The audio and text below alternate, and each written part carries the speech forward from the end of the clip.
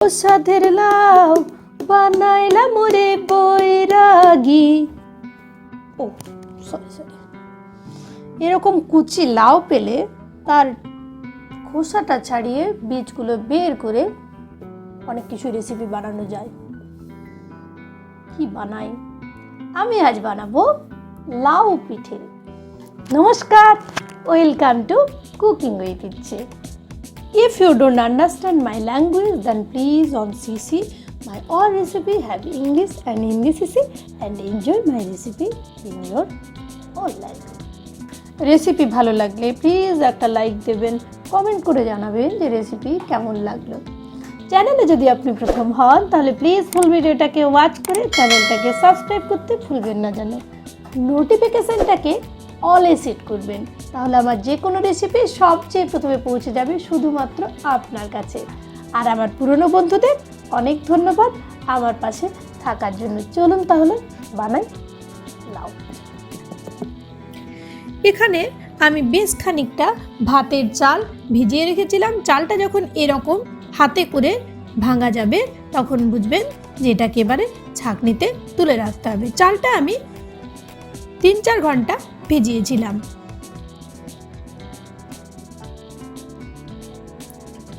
এবার ছাঁকনিতে জল ঝরিয়ে আমি এটাকে মোটামুটি 10-15 মিনিটের জন্য এটাকে একটু শুকনো হতে দিলাম। একটা পেপারে এরকম ভাবে মেলে দিতে হবে, তাহলে জলটা পুরো শক করে যাবে। এদিকে একটা কুকার বসিয়ে দিয়েছি। কুকারের মধ্যে বেশ খানিকটা আমি সরষের তেল দিলাম আর খানিকটা গোটা জিরে ফোড়ঙ্গে ব্যবহার করলাম। এদিকে লাউটা দেখতেই পাচ্ছেন খোসা ছাড়িয়ে বীজগুলো বাদ দিয়ে আমি এরকমভাবে ছোট ছোট টুকরোতে কেটে নিয়েছি। এবার কুকারের মধ্যে আমি লাউগুলো নিয়ে নিচ্ছি।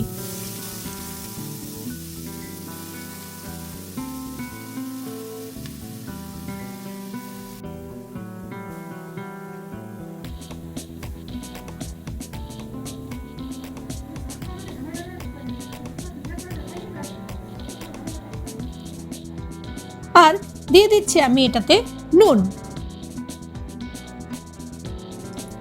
দেব বড় চামচের 1.5 চামচ হলুদ।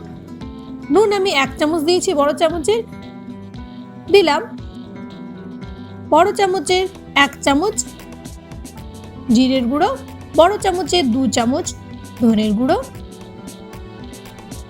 আর দেব 4টে লঙ্কা। আপনারা আরো বেশি ঝাল দিতে পারেন, কিন্তু এই লঙ্কাগুলো ঝাল ছিল আমার পক্ষে এনাফ, তাই আমি 4টে লঙ্কা দিয়েছি। একটু নেড়ে চেড়ে আমি এটাকে ঢেকে হাই ফ্লেমে একটা আর লো ফ্লেমে একটা সিটি দিয়ে নেব। তারপর 15 মিনিট আমি স্ট্যান্ডিং টাইমে কুকারটাকে রাখবো। এইবার আমি একটা কড়াইয়ের মধ্যে দিয়ে দিচ্ছি বড় চামচের 2 চামচ গোটা জিরে, 2টো শুকনো লঙ্কা। আমি একটু রোস্ট করে একটা স্পেশাল মশলা বানাবো। দেখুন হয়ে গেছে। এবার আমি এটাকে গুঁড়ো করে নেব। তবে আপনারা মিক্সারেও এই কাজটা করতে পারেন। আমি এরকম ভাবে এটাকে করছি, কারণ মিক্সারে এইটুকু জিনিস ভালো করে ডাস্ট হবে না। খুব একটা মিহি পেস্টের আমাদের দরকার নেই, মোটামুটি এরকম পেস্ট হলেই এনাফ।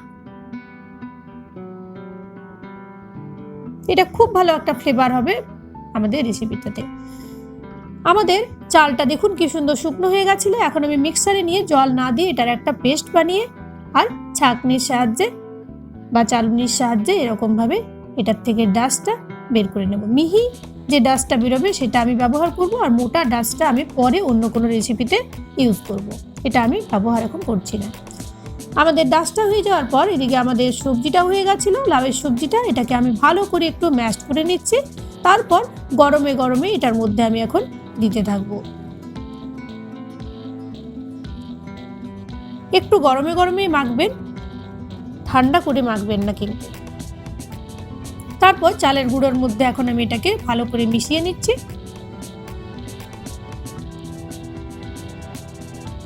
দেখুন হয়ে গেছে এরকম আমাদের। এখন আমি এটাতে কুসুম গরম খানিকটা জল অ্যাড করব। তবে জলটা একসাথে অনেকটা অ্যাড করবেন না, একটু একটু করে জল অ্যাড করে একটা স্মুথ ব্যাটার আমাদের বানাতে হবে।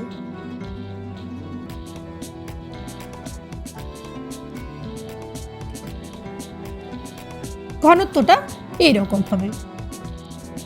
এখন আমি এটার মধ্যে গ্রেটেড আদা দিলাম আর আমাদের রেডি করে রাখা মশলার গুঁড়োটা দিয়ে একটু ভালো করে মিশিয়ে নিলাম। হয়ে গেছে।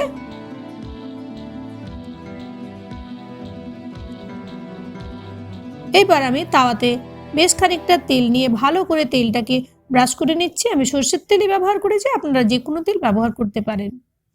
এবার একটু একটু করে ব্যাটার এটার মধ্যে আমি দেব।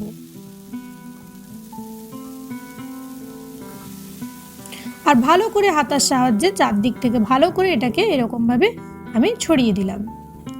ওয়েট করব লো ফ্লেমে 5 মিনিট ভালো করে এটাকে হয়ে যাওয়ার জন্য। একটা পিঠ হয়ে গেছিল, উল্টে নিলাম, আরেকটা পিঠও আমি মোটামুটি 3-4 মিনিট ভালো করে সেঁকে নেব।